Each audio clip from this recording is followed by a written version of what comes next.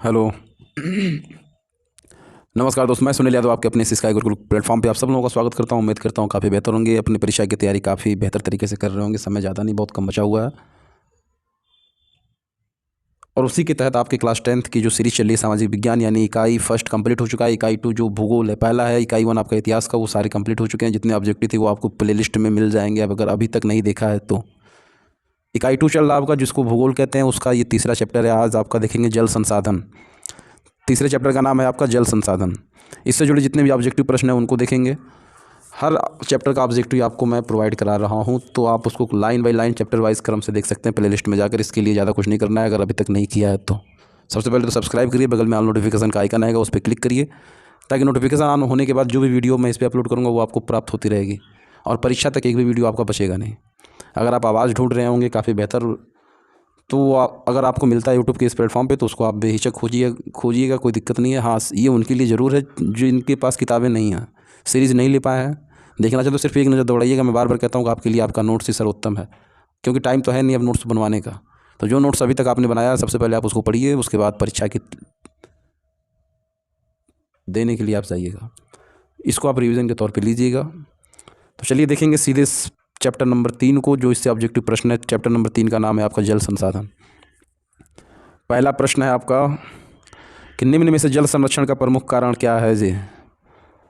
निम्न में से जल संरक्षण का प्रमुख कारण है, बताना है आपको इन 4 ऑप्शनों में से क्या।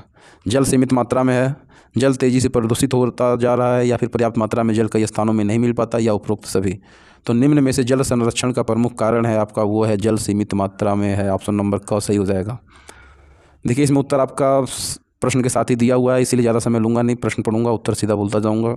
कम समय में जितने ज़्यादा प्रश्न देख सकें रिवीजन के समय, यही होता है, बाकी इससे ज़्यादा और कुछ नहीं। प्रश्न नंबर दूसरा है कि देश के कुल विद्युत उत्पादन में जल विद्युत का योगदान कितने प्रतिशत है। देश के कुल विद्युत उत्पादन में जल विद्युत का योगदान कितने प्रतिशत है जी। 18%, 20%, 22% या 25%। तो उत्तर जाएगा इसका ग के साथ। देश के कुल विद्युत उत्पादन में जल विद्युत का योगदान 22% का है, ग ऑप्शन सही। देखेंगे प्रश्न नंबर 3 को। तो प्रश्न नंबर 3 आपका कहता है कि पृथ्वी के धरातल का कितना प्रतिशत भाग जलावृत है।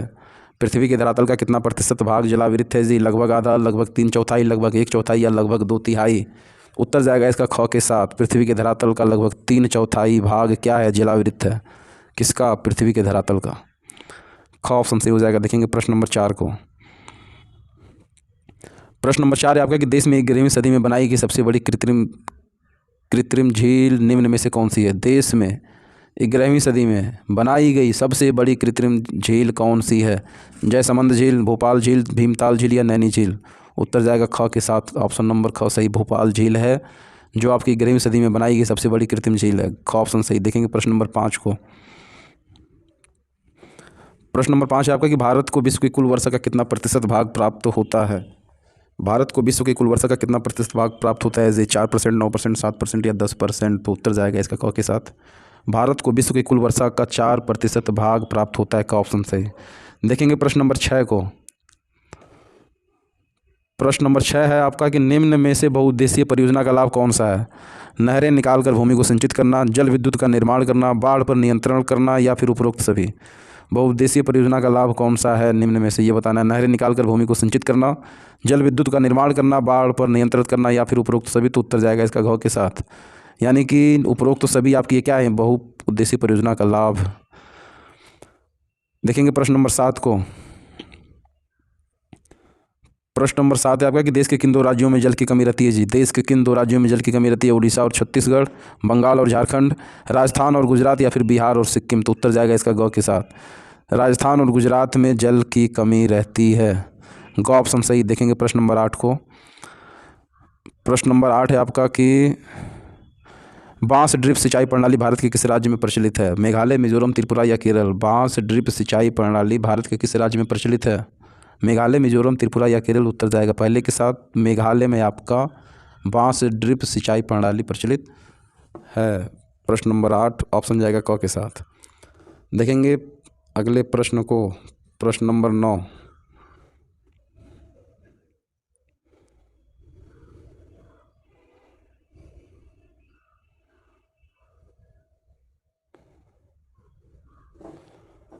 प्रश्न नंबर 9 है आपका कि निम्न में से कौन नर्मदा नदी पर निर्मित बांध है जी? गांधी सागर बांध, राणा प्रताप सागर बांध, सरदार सरोवर बांध या फिर सरदार पटेल बांध।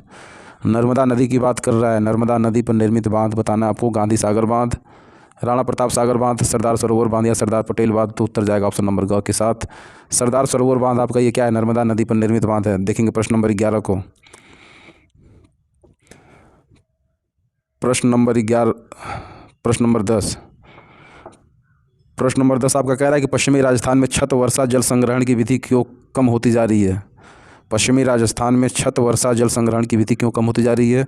सरकार द्वारा जल उपलब्ध कराए जाने के कारण, 12मासी इंदिरा गांधी नहर के कारण, सरकारी हैंडपंप के निर्माण के कारण या भौम जल उपलब्धता के कारण। तो उत्तर जाएगा इसका ख के साथ पश्चिमी राजस्थान में छत वर्षा जल संग्रहण की विधि इसलिए कम होती जा रही है क्योंकि 12मासी इंदिरा गांधी जो नहर है ये आपको जल उपलब्ध करवा रही है। ख ऑप्शन सही। देखेंगे प्रश्न नंबर 11 को।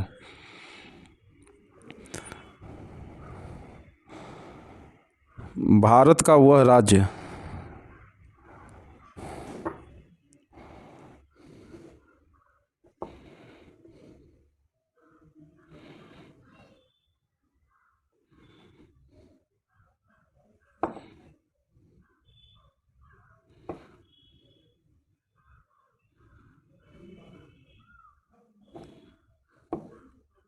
भारत का वह राज्य जिसमें छत वर्षा जल संग्रहण ढांचों को बनाना प्रत्येक घर के लिए आवश्यक कर दिया गया है। भारत का वह राज्य जिसमें छत वर्षा जल संग्रहण ढांचों को बनाना प्रत्येक घर के लिए आवश्यक कर दिया गया। बिहार, तमिलनाडु, कर्नाटक और केरल। उत्तर जाएगा इसका ख के साथ तमिलनाडु में छत वर्षा जल संग्रहण बनाना प्रत्येक घर के लिए आवश्यक कर दिया गया। ख ऑप्शन यानी तमिलनाडु हो जाएगा। देखेंगे प्रश्न नंबर 12 को।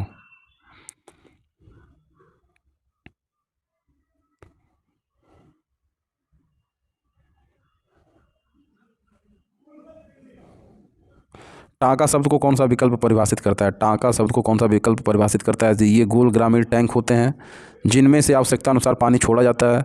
ये गोल शहरी टैंक होते हैं जिनमें से आवश्यकता अनुसार पानी छोड़ा जाता है। पीने का पानी संग्रहित करने के लिए राजस्थान में भूमिगत टैंकों को ही टाँका कहा जाता है। या फिर तमिलनाडु में छत वर्षा जल संग्रहण को टाँका कहा जाता है।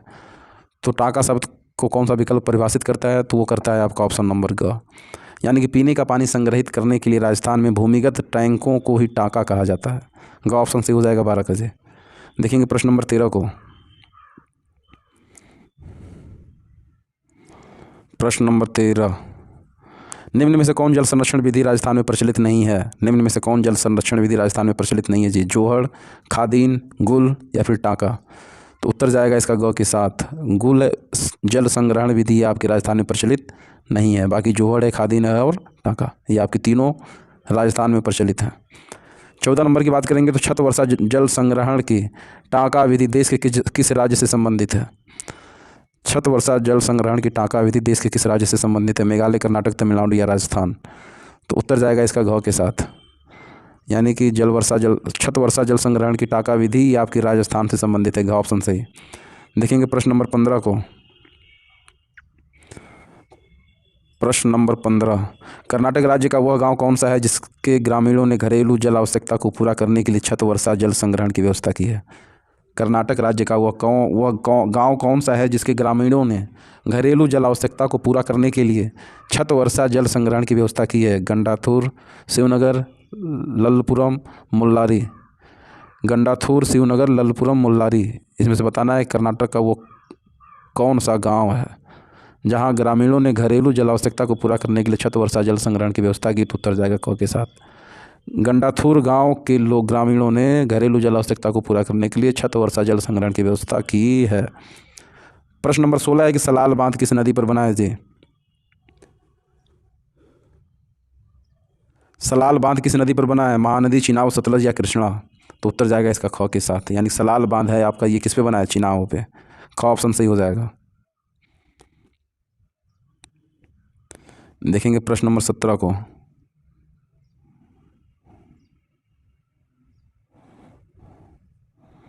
प्रश्न नंबर 17 आपका कि जलमंडल का कितना प्रतिशत भाग समुद्री जल के रूप में उपलब्ध है? जलमंडल का कितना प्रतिशत भाग समुद्री जल के रूप में उपलब्ध है जी? 95%, 96%, 97.5% या 98%।